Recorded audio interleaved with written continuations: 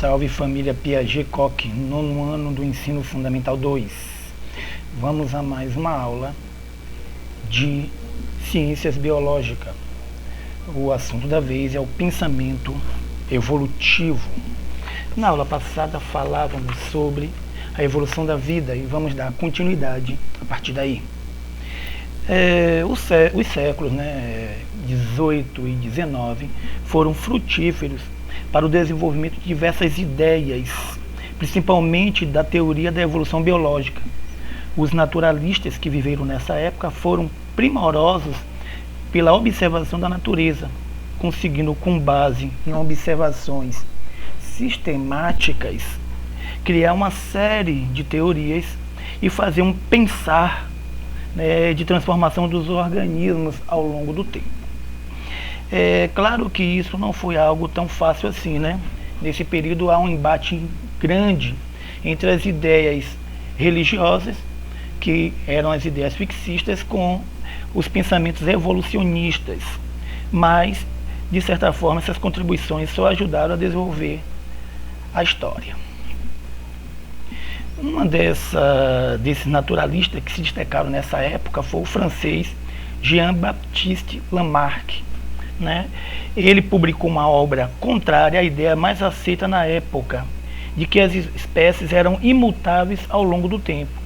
Segundo ele, essas espécies se transformavam ao longo do tempo num conceito chamado de transformismo. Lamarck, na verdade, ele faz diversos estudos geológicos que indicavam que a Terra havia sofrido modificações ao longo do tempo. Essa sua teoria, em relação aos seres vivos, ela é embasada em 4 pilares que vamos destacar agora. Nesses 4 pilares, ele criou algumas leis. A primeira lei, na verdade, é a lei da força, que era inerente ao aumento de uma complexidade. Essa força, na verdade, seria a causa do desenvolvimento do ser vivo ao longo da sua fase, ou seja, desde o ovo até a sua fase adulta. E com isso, havendo um aumento da complexidade dos grandes grupos de seres vivos. Sua segunda lei já diz que parte de um ser ou de um novo órgão surgiria da necessidade desse ser vivo em resposta ao ambiente. Já sua terceira lei, conhecida como a lei do uso e desuso, afirmava que quanto mais fosse usada aquela parte ou órgão de ser vivo, maior seria a sua necessidade com o meio. Porém, aquela parte do órgão pouco usado, a tendência era se atrofiar, podendo até haver desaparecimento do mesmo. E por último, que a quarta lei, embasada por ele, era chamada lei da transmissão dos caracteres adquiridos. Ou seja, essas características eram sofridas ao longo da vida de um determinado ser vivo, seriam transmitidas aos seus descendentes. Claro que nesse período aí também há o surgimento de vários conhecimentos, como por exemplo os mecanismos relacionados à hereditariedade, que só foi desvendado no século XX, e sobre a estrutura do DNA e da transmissão das características dos meios dos genes. Então esses conteúdos, na verdade, eles não tinham conhecimento, em parte, mas eles já estavam prevendo que isso iria acontecer. Apesar de Lamarck ter sido o primeiro a apresentar essa teoria da evolução, outros cientistas, também conhecidos como naturalistas, tentaram explicar mudanças evolutivas das espécies, tais como o francês Etienne Geoffroy Saint-Hilaire e Robert Chambers, que foi os dois que mais se destacaram nesse período. Contudo, em 1858, uma teoria acaba impactando todo o período. Essa teoria da evolução, que mudaria o rumo da ciência, foi descrita pelos naturalistas ingleses, o Charles Darwin e o Alfred Russel Wallace.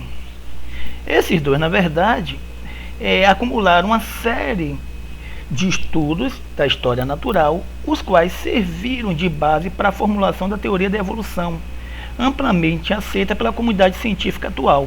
Contudo, Tanto o Wallace como o Darwin trocaram cartas. Em algumas delas, o Wallace apresentou uma teoria praticamente idêntica à de Darwin, mesmo eles fazendo trabalhos independentes. Contudo, eles chegaram a um consenso e, a partir daí, apresentaram os seus trabalhos em uma única publicação. Isso ocorreu em 1858, um ano depois que Darwin publicou o livro A Origem das Espécies, considerada a teoria da evolução por seleção natural. Então esses dois são fortíssimos nesse período aí da história. No entanto, se a gente for observar, eles não foram os únicos, né? Até porque o Darwin, né, a viagem de Darwin, com apenas 22 anos, é convidado a participar de uma expedição científica realizada pela Marinha Inglesa, que daria a volta ao redor do mundo, num navio chamado Beagle. Esse navio, na verdade, ele aporta em várias partes da Europa, Ásia e também na América. Inclusive, ele também aportou aqui em Salvador. Então, há relatos na nossa biblioteca nacional da passagem dele aqui pela Bahia, né?